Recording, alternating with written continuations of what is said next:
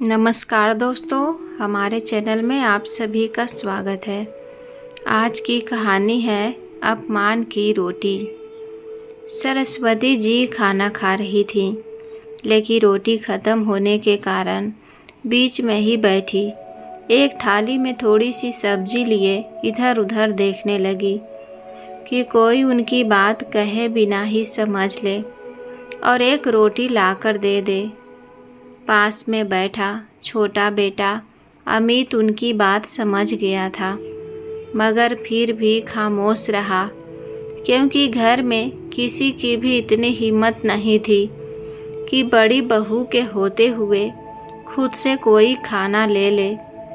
थोड़ी देर बैठी रहने के बाद सरस्वती जी ने ही हिम्मत जुटाते हुए कहा, अनीता बहू, 2 रोटी से पेट नहीं भरा, जरा एक रोटी और दे दो।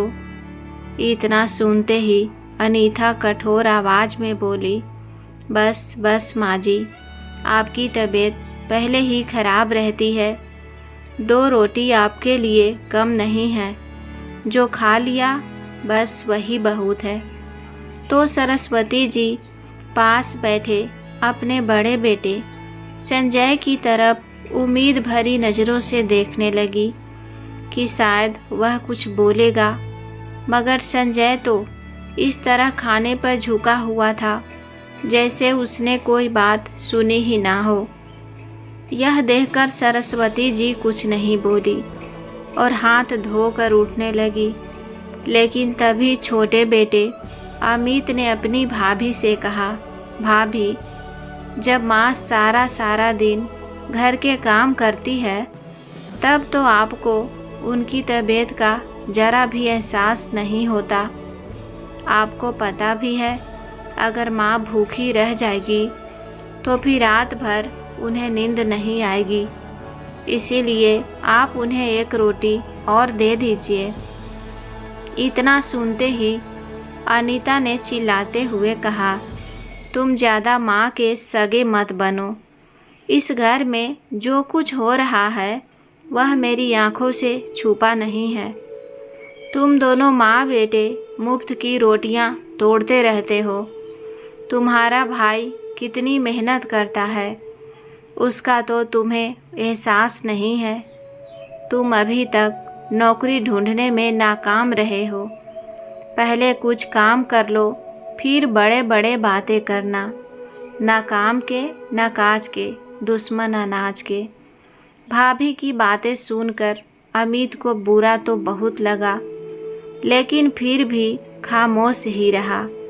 उसने अपनी माँ की तरफ देखा तो सरस्वती जी भी नम आँखों से उसे ही देख रही थी।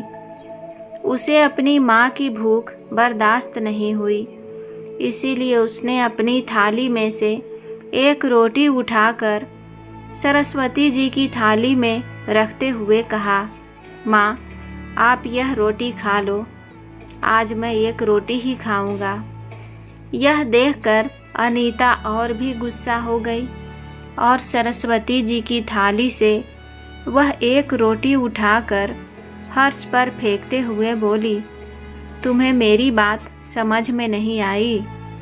जब मैंने कहा कि और खाना नहीं देना तो मतलब नहीं देना। अब रहो तुम भी भूखे, बड़े आए थे माँ के चमचे। यह देख अमित की आंखों में भी आंसू आ गए। उसने अपनी भाभी से कहा, भाभी, आप में तो इंसानियत नाम की कोई चीज़ ही नहीं है। अरे, किसी की थाली से ऐसी कोई रोटी उठा कर भी फेंकता है क्या? अमित का इतना बोलना हुआ कि उसने बड़े भाई संजय ने उसे घूरते हुए कहा, अपनी भाभी से माफ़ी मांगो। भैया, जब तक भाभी माँ के साथ नाइंसाफ़ी कर रही थी तब तक तो आप बिल्कुल गूंगे बहरे बनकर बैठे हुए थे, और अब अचानक से आपको एहसास हो गया कि कुछ गलत हो रहा है। आप कितने जोरू के गुलाम हो गए हो। आपको अपनी माँ का कुछ ख्याल ही नहीं है। अमित का इतना कहना हुआ कि संजय ने उठकर एक जोरदार तमाचा अमित के गाल पर जड़ दिया और बोला, मैंने बहुत सह लिया तुम्हारी बदतमीजी को। अब तुम्हारे लिए यही बेहतर है कि यहाँ से निकल जाओ, नहीं तो मुझसे बुरा कोई नहीं होगा। सही कहा भैया आपने, आपसे बुरा तो कोई हो भी नहीं सकता है। जो चुपचाप बैठा बैठा अपनी माँ का अपमान होते हुए देख रहा हो, उससे बुरा इंसान और क्या हो सकता है। इतना सुनते ही संजय ने अमित के गाल पर एक थप्पड़ और जड़ दिया और उसे धक्के मारकर घर से बाहर निकाल दिया। अमित सन्न खड़ा रह गया। उसे इस सब की उम्मीद बिल्कुल भी नहीं थी। सरस्वती जी भी चुपचाप खड़ी सब कुछ देख रही थी। उसने हिम्मत करते हुए कहा, संजय बेटा, तुम्हें क्या हो गया है? तुम अपने भाई को यूं घर से नहीं निकाल सकते। यह घर उसका भी है, तुम दोनों का बराबर हिस्सा है इस घर में। तो संजय ने गुस्से से कहा, माँ, अगर आपको अपने बेटे की इतनी ही चिंता है तो आप अभी उसके साथ ही चले जाओ। कहते हुए संजय ने अपनी माँ को भी धक्का देकर घर से बाहर निकाल दिया। अब तो अमित के लिए और मुश्किल हो गया था। उसे अपनी बिल्कुल भी परवाह नहीं थी। वह तो कहीं भी रह सकता था, सड़कों पर भी रात गुजार सकता था, मगर अपनी माँ को कहाँ रखेगा, इस बात को लेकर बहुत घबरा रहा था। उसने सरस्वती जी से कहा, माँ, आपको यूं घर छोड़कर नहीं आना चाहिए था। वह आपके स्वर्गीय पति का घर है, आप वहीं पर रहती। मैं अब आपको कहाँ लेकर भटकता फिरूंगा? मेरे पास तो रहने के लिए जगह भी नहीं है। अमित की बात सुनकर सरस्वती जी की आंखें भर आई। उसने कहा, तुम चिंता मत करो बेटा, तुम्हारे साथ तुम्हारी माँ है, भगवान जरूर कोई चमत्कार करेगा। तभी अमित को ख्याल आया कि क्यों ना अपने दोस्त के घर चला जाऊं, और फिर कोई छोटी मोटी नौकरी मिल जाएगी तो एक किराए का घर देखकर माँ को वहाँ लेकर चला जाऊंगा, वरना अभी माँ को लेकर कहाँ भटकता फिरूंगा। यही सोचकर अमित अपनी माँ को लेकर अपने दोस्त के घर चला गया। दोस्त भी उसकी मजबूरी समझ गया था, इसीलिए उन्हें अपने घर में आसरा दे दिया। अमित ने उससे कहा, मुझे यहाँ सिर्फ 2 दिन के लिए आसरा दे दो, फिर मैं चला जाऊँगा। कोई बात नहीं अमित, मैं तेरा दोस्त हूँ, तुम माँ जी के साथ आए हो, जब तक चाहे यहाँ रह सकते हो।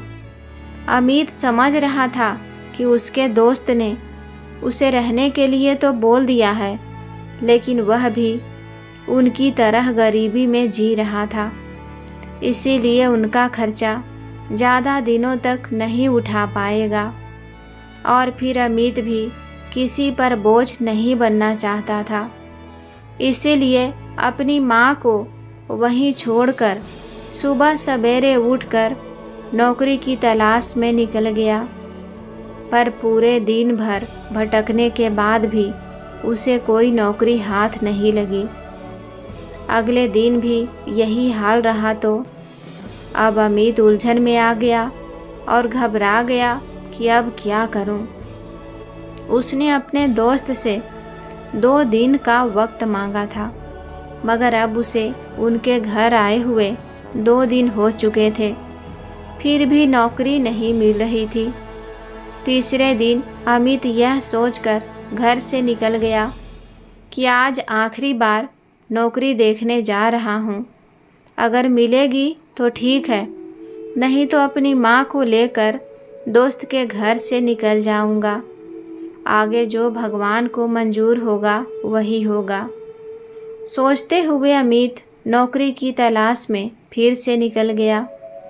दोपहर हो गई मगर फिर भी उसे कोई अच्छा जवाब नहीं मिल रहा था। थक हार कर अमित सड़क के किनारे बैठ गया। तभी उसकी नज़र दीवार पर चिपके कागज पर गई, जिस पर लिखा हुआ था कि एक अस्पताल में एक चपरासी की ज़रूरत है। तनख्वाह 6,000 रुपये और रहने का इंतज़ाम फ्री। यह पढ़कर अमित की आंखों में आंसू आ गए। उसने खुद से कहा, अमित, यह नौकरी तुम्हारे लिए नहीं है। तुमने तो MBA किया हुआ है, तो क्या अब तू एक चपरासी की नौकरी करेगा? उसका दिल खून के आंसू रोने लगा। लेकिन तभी माँ का चेहरा आंखों के सामने घूम गया और फिर बिना कुछ सोचे समझे ही वह वहाँ से उठ खड़ा हुआ और उस पते पर पहुँच गया जहाँ चपरासी की ज़रूरत थी। वहाँ पहुँचकर अमित अस्पताल के स्टाफ से कहा कि वह चपरासी की नौकरी के लिए आया है। तो सभी लोग हैरानी से उसकी तरफ देखने लगे, क्योंकि शकल सूरत से अमित अच्छे घर का लग रहा था। पर उन्होंने कुछ नहीं कहा और उसे इंटरव्यू के लिए डॉक्टर के पास भेज दिया। जब डॉक्टर ने अमित की फाइल देखी तो वह भी हैरान रह गया और कहने लगा, तुमने तो MBA किया हुआ है और तुम एक चपरासी की नौकरी करना चाहते हो। यह नौकरी तो उन लोगों के लिए है जो अनपढ़ होते हैं और अपनी मेहनत से रोजी रोटी कमाना चाहते हैं। तुम मुझे बताओ कि तुम यह काम क्यों करना चाहते हो? यह सुनकर अमित की आंखों में आंसू आ गए। उसने कहा, मैं बहुत ज़्यादा मजबूर हूँ। बहुत सी जगह पर इंटरव्यू देने गया मगर कुछ भी हाथ नहीं आया। मुझे इस समय नौकरी की सख्त ज़रूरत है, फिर भले ही वह एक चपरासी की ही क्यों ना हो। उसकी मजबूरी समझकर डॉक्टर ने भी उसे चपरासी की नौकरी दे दी और अस्पताल के पीछे बने फ्लैट में से एक फ्लैट भी उसे रहने के लिए दे दिया। अमित को समझ नहीं आ रहा था कि यह उसके लिए खुशी का मौका है या फिर उदासी का। खैर, जो भी था वह घर गया और अपने दोस्त का शुक्रिया अदा करते हुए कहा, तुमने इस मुश्किल समय में मेरा साथ दिया और मुझे अपने घर में रहने की जगह दी, इसीलिए आपका बहुत बहुत धन्यवाद।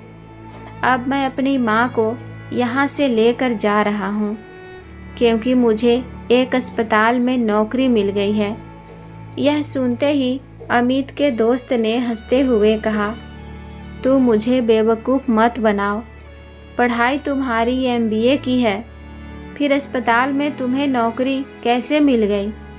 तो अमित ने कहा, मुझे चपरासी की नौकरी मिल गई है। यह सुनते ही उसके दोस्त की आंखों में भी आंसू छलक आए और कहने लगा, यार अमित, मेरा घर तुम्हारे लिए हमेशा खुला है, लेकिन खुद पर इस कदर जुल्म मत करो। तुम अपनी हिम्मत बनाए रखो, तुम्हें अच्छी नौकरी ज़रूर मिल जाएगी। तब तक तू मेरे घर में बिना किसी डर और खतरे के रह सकते हो। तो अमित बोला, तुम्हारा बहुत बहुत धन्यवाद कि तुमने मुझे इतने दिन तक यहाँ रखा और हर तरह से ख्याल भी रखा। मैं तुम्हारा एहसान ज़िंदगी भर नहीं भूलूँगा। लेकिन अब जब मुझे रोजी रोटी मिल रही है तो मैं उसको लात नहीं मारना चाहता, इसीलिए अब मैं माँ को लेने आया हूँ। अमित के दोस्त ने उसे बहुत रोका, बहुत समझाया, मगर अमित नहीं माना और अपनी माँ को लेकर अस्पताल के पीछे फ्लैट में शिफ्ट हो गया। सरस्वती जी ने कहा, तुम्हें कैसी नौकरी मिली है बेटा? तो अमित ने कहा, माँ, एक ऑफिस में बैठकर कंप्यूटर पर हिसाब किया करूँगा। यह सुनकर सरस्वती जी भी खुश हो गई। अब अमित अपनी माँ से सच तो नहीं कह सकता था, क्योंकि वह टेंशन में आ जाती और उनका ब्लड प्रेशर हाई हो जाता। इसीलिए उसने अपनी माँ से झूठ बोल दिया और अगले दिन से रोज सुबह वहाँ पर जाने लगा। अब अमित बड़ी दिलचस्पी से अस्पताल को साफ सफाई करता और सोचता कि शायद उसकी किस्मत में यही सब लिखा था। हर इंसान अपनी किस्मत का ही खाता है, तो शायद मेरी किस्मत में यह गरीबी और कम तनख्वाह वाली छोटी सी नौकरी ही लिखी थी। वह तो बेकार में ही बड़ी बड़ी नौकरी करने के सपने देख रहा था। खैर, महीना पूरा होते ही डॉक्टर ने उसे अपने ऑफिस में बुलाकर उसकी तारीफ करते हुए कहा कि तुम्हारी तरफ से हमें कोई शिकायत नहीं मिली है, इसीलिए तुम्हें 6,000 की बजाय 10,000 रुपये दे रहा हूँ। यह सुनकर अमित बहुत खुश हो गया और बोला, डॉक्टर साहब, मैं आपका यह एहसान जिंदगी भर नहीं भूलूंगा। मुश्किल घड़ी में आपने मुझे सहारा दिया। कहकर अमित हाथ में तनख्वाह लिए डॉक्टर के ऑफिस से बाहर निकल आया और अपनी तनख्वाह को गिनने लगा। तभी अचानक उसकी आंखों में आंसू आ गए, क्योंकि अपने पापा के मरने के बाद उसने कभी भी 10,000 रुपये एक साथ नहीं देखे थे। वह तो 500 के नोटों को देखने के लिए भी तरस गया था। वह बस बार बार उन पैसों को गिने जा रहा था और सोच रहा था कि सबसे पहले वह घर में राशन लेकर जाएगा, क्योंकि खाने पीने की बहुत दिक्कत हो रही थी। अब वह अपनी माँ को अच्छा खाना खिलाना चाहता था, लेकिन जैसी वह पैसे अपनी जेब में डालने लगा, तभी अचानक उसके सामने एक औरत आकर खड़ी हो गई। उसने दोनों हाथ अमित के सामने जोड़ दिए और रोते हुए बोली, भगवान के लिए मेरी मदद कर दो बेटा। मेरे बेटे का एक्सीडेंट हो गया है, उसके ऑपरेशन के लिए मुझे पैसों की ज़रूरत है और मेरे पास कुछ भी नहीं है। मेरे हाथ खाली है। अगर मैं यह कहूँ कि भगवान के अलावा कोई मेरे बच्चे की ज़िंदगी बचा सकता है, तो वह पैसा ही है। बिना पैसों के मेरा बेटा बच नहीं सकता। उस औरत के चेहरे पर इस कदर बेबसी देखकर अमित का दिल बैठ गया। उसने बिना कुछ सोचे समझे वह 10,000 रुपये उस औरत के हाथ में रख दिए और बोला, मैं भगवान से प्रार्थना करूँगा कि वह आपके बच्चे को बचा ले।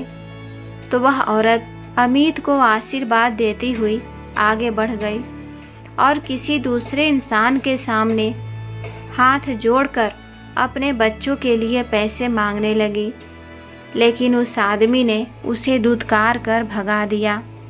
उस पल अमित के दिल में आया कि काश मेरे पास इतना पैसा होता कि मैं उस औरत की मदद कर देता। फिर उसके दिमाग में आया कि क्यों न डॉक्टर से बात किया जाए।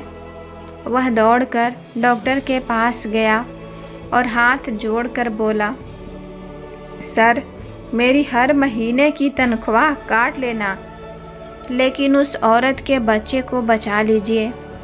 तो डॉक्टर ने कहा, क्या लगती है वह औरत तुम्हारे रिश्तेदारी में है क्या? नहीं साहब, वह मेरी कोई रिश्तेदारी में नहीं है, लेकिन मैं उसको अपने बच्चों के लिए इस तरह तड़पते हुए नहीं देख सकता। यह सुनकर डॉक्टर की आंखें भी नम हो गई। उसने कहा, खुद के पास खाने के लिए खाना नहीं है और दूसरे की मदद करना चाहता है। सर, हम किसी की मदद करेंगे तो हमारी मदद ऊपर वाला करेगा। इसीलिए सर, आप मेरी तनख्वाह काट कर उस बच्चे को बचा लीजिए। तो डॉक्टर ने भी हाँ में सिर हिला दिया और तुरंत बच्चे का इलाज शुरू कर दिया।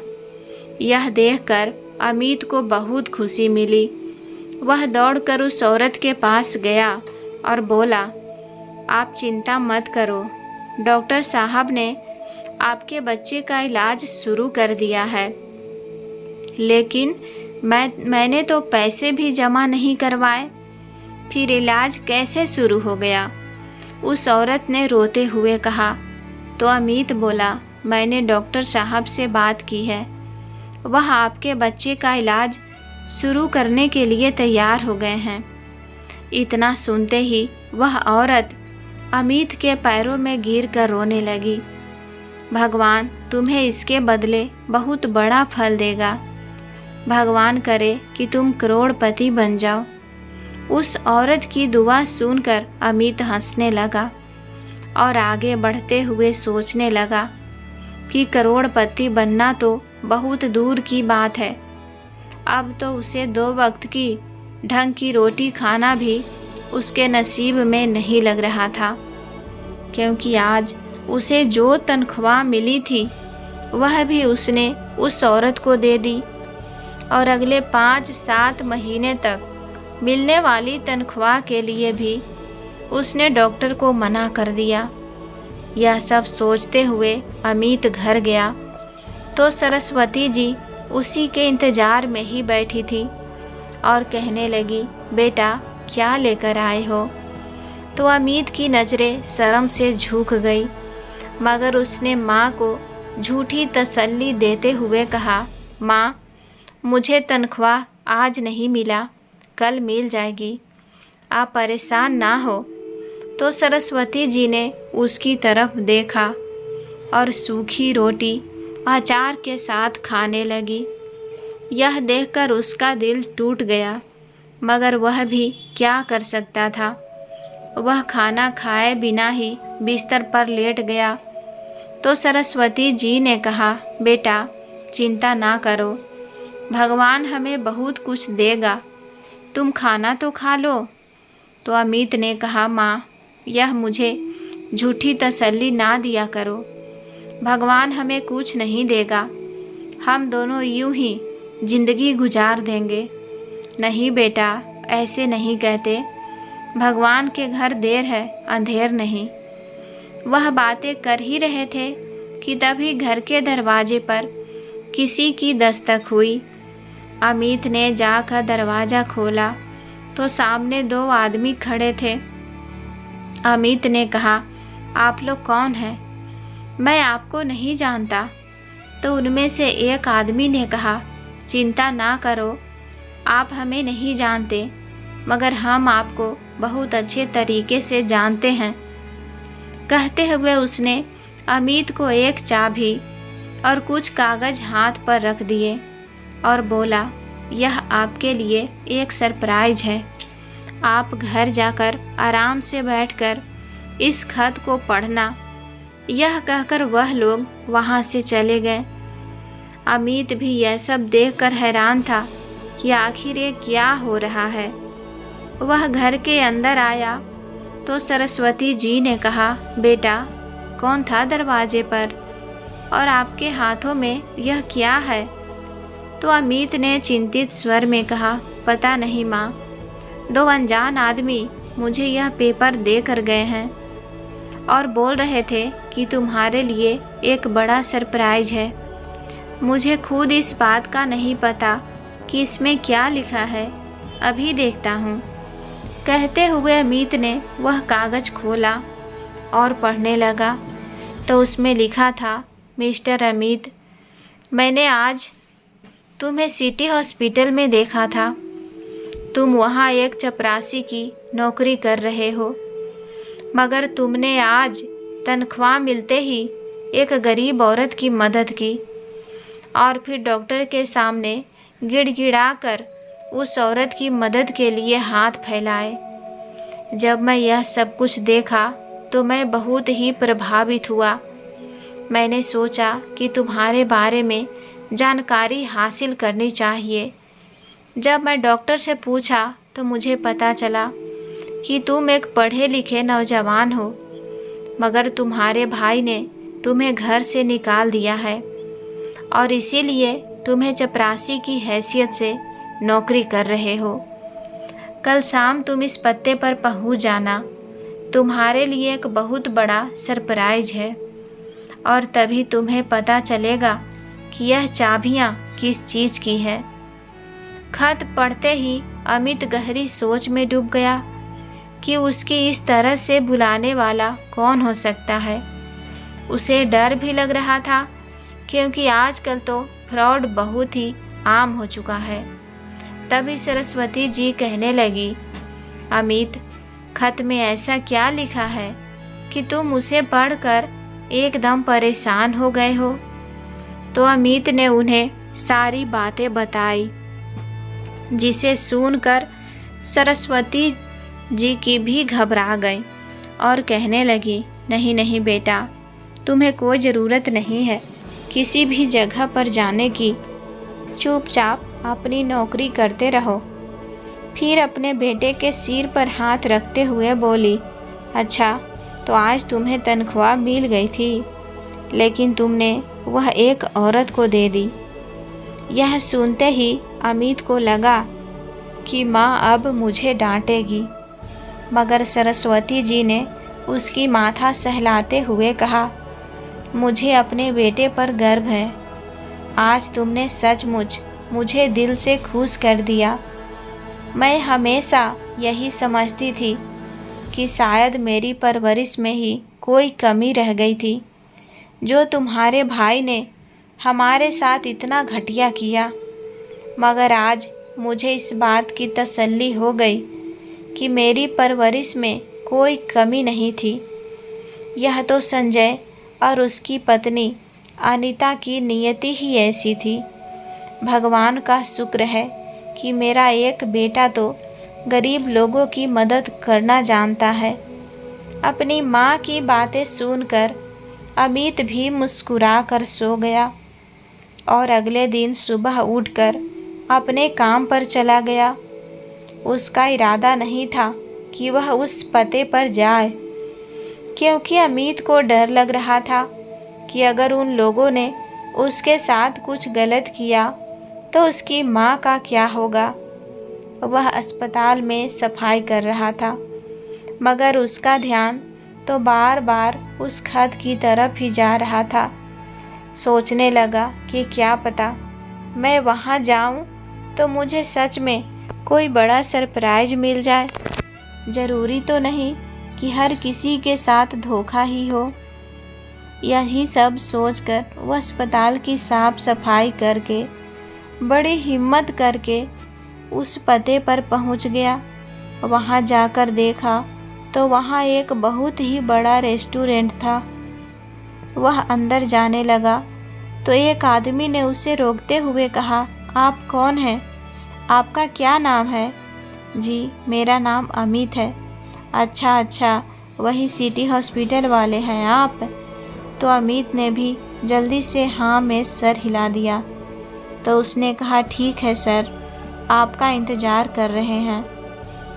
यह सब सुनकर अमित जल्दी से अंदर चला गया। अंदर जाते ही सामने कुर्सी पर बैठे एक आदमी ने कहा, लगता है तुम मुझे नहीं जानते हो, इसीलिए मैं अपना परिचय करवा देता हूँ। मेरा नाम रोशन शर्मा है।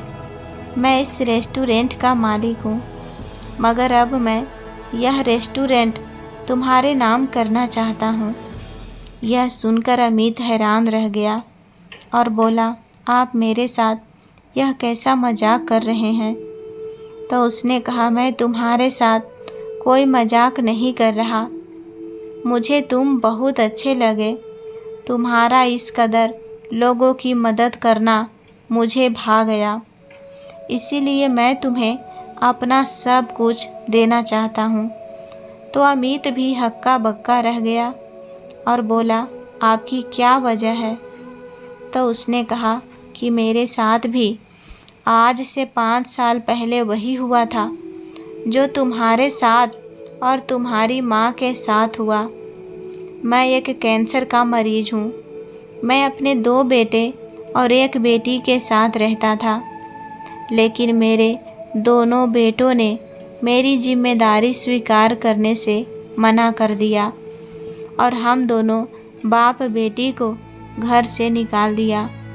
लेकिन बेटा, अब मैं अपनी गाथा सुनाकर आपका समय बर्बाद नहीं करना चाहता, इसीलिए आपसे इतना ही कहना चाहता हूँ कि मेरा यह रेस्टोरेंट किसी ऐसे इंसान के हाथों में जाए जो दूसरों की मदद करता हो। मैं तुम्हें अस्पताल में देखा था, तुमने उस औरत को कैसे मदद की थी। मैंने तुम्हारे बारे में डॉक्टर से पता किया तो उसने तुम्हारी तारीफ करते हुए कहा था कि तुम बहुत ही नेक दिल इंसान हो, खुद भूखे रहकर भी दूसरों की मदद करना जानते हो। इसीलिए मैं अपनी प्रॉपर्टी तुम्हारे नाम करना चाहता हूँ। उम्मीद करता हूँ कि तुम लोगों के साथ भला करते रहोगे। बस मेरी तुमसे एक छोटी सी विनती है कि मेरी बेटी का हाथ थाम लो और उससे शादी कर लो। मेरी एक ही बेटी है, मैं उसे उसके भाइयों के हवाले छोड़कर नहीं जा सकता। वह बहुत ही मासूम है। उसके भाई और भाभी उसकी ज़िंदगी नरक बना देंगे और पता नहीं उसकी शादी कहाँ कर देंगे। इसीलिए आपसे विनती करता हूँ बेटा कि तू मेरी बेटी से शादी कर लो, क्योंकि अब मुझे लगने लगा है कि मेरी ज़िंदगी के दिन पूरे हो चुके हैं और अब मौत मेरा इंतज़ार कर रही है। उस आदमी की बातें सुनकर अमित हैरान रह गया। उसने तो कभी सपने में भी नहीं सोचा था कि उसका छोटा सा पुण्य उसके लिए इतना बड़ा फल देगा। उसने सोचा इसीलिए हमें गरीबों की मदद कर देनी चाहिए, क्योंकि क्या पता भगवान किस रूप में आकर हमारी मदद कर दे। उसने तो बस थोड़ी सी मदद की थी और भगवान ने उसे 1 करोड़ की प्रॉपर्टी का मालिक बना दिया। यह सब देखकर अमित की आंखें नम हो गई। तभी सामने बैठे रोशन शर्मा ने कहा, क्या हुआ बेटा, क्या सोचने लगे? कुछ नहीं अंकल जी, मुझे आपकी बात मंजूर है। अमित ने अपने आंसू पोंछते हुए कहा और भगवान का धन्यवाद किया।